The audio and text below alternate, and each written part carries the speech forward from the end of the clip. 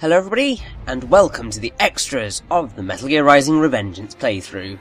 Now, unfortunately, there's not really a whole lot of extras on show here. I wish there was more. I mean, technically I could do more, in the sense of I could have gone and found all the VR missions and tried to do all of them, but some of them are really hard. So we'll give that a miss. However, I will show off one of the VR missions, just to kind of show you basically what you've got to do. So if you have done the tutorial, you will recognise this area. And basically you'll just set challenges like eliminate all enemies. As you progress, they get particularly hard. I believe there's one particular mission where you've got to fight off 3 LQ-84Is, and if you don't kill them all, well, if you don't kill them quick enough, then they run off and you can't beat the mission, which is incredibly frustrating, as you can guess. But seeing as kind of it is literally just a mission mode, I don't see much point in me covering it because I'm really not that good at the game. There are other people who can show you all of this and can do it brilliantly, so I recommend you go and find them instead of me for this purpose. Not only do you have the VR missions, but there are also the collectibles that we get to have a little look at, and some of them are quite cool, some of them less so.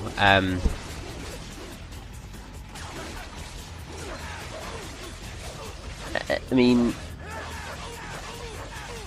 it's kind of odd, really, because some of the collectibles are really fun, and some of them just aren't that useful. And I don't necessarily really see much of the point in them, either way. That's that VR mission complete, and that's all the VR missions you are going to see. There are a lot of them to do, well, 20, if you want to do them, but the thing is, you need to find the machines in the levels to unlock them, and I believe there was a DLC pack that gave you more, if you wanted it. So now let's go into the main bit of this video. It's very short, as you can see. So you get to have a little look at the titles that you've unlocked. These are basically achievements, but they aren't necessarily actual achievements. They are just kind of in-mission achievements. Also, you can have a look at the IDs for all of the left-hand cyborgs you get. And because I've got some here that I haven't got in my old file, and I've got some in my old file which I don't have here, I'm going to show you what I have unlocked in this particular run, and then I'll show you everything that I've unlocked in my other save file, because they are all different. So the data storage cards that you can find are concept art, and that's always fun to look at. The men in boxes give you the little model thing, which is just quite cool. And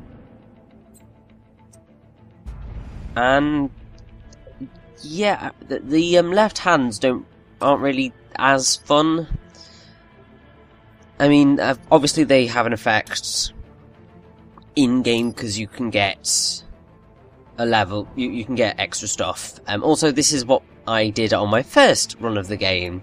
So, you can see I haven't really improved. Well, I have improved a little bit, because I didn't really get any C's. But I haven't moved above the B rank, which is kind of depressing. Although, I have certainly done far, far better than I did on Armstrong when I first played the game. My god, that was frustrating. Anyway, let's have a look at some of these IDs. Mostly I think the ones in the middle. if there are any. Yeah, it's odd. Also, I remember when I first played Rising, I did try and get all of the data cards, but I missed out on that because there are a few that I missed for whatever reason. However, I do like the men in boxes, they're all quite fun. Also, some of the data cards have some great concept art. Particularly that one's quite fun. And if I recall correctly, a couple of people have sent Hideki Kamiya an edited version of that particular picture of Raiden, made the hair really long, and there's just like Bayonetta. So they basically turned Raiden into Raidenetta, which is just quite funny, really.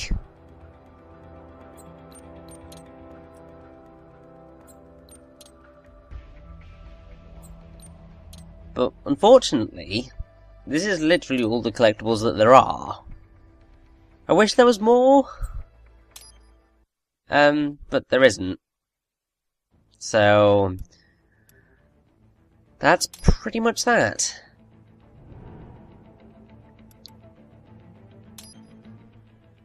Oh, and we'll show you what you can get after you've beaten the game. Slash what I had the last time. So you can see that I've really not played Rising that much differently to how I did it the first time. I really probably should have done. But still.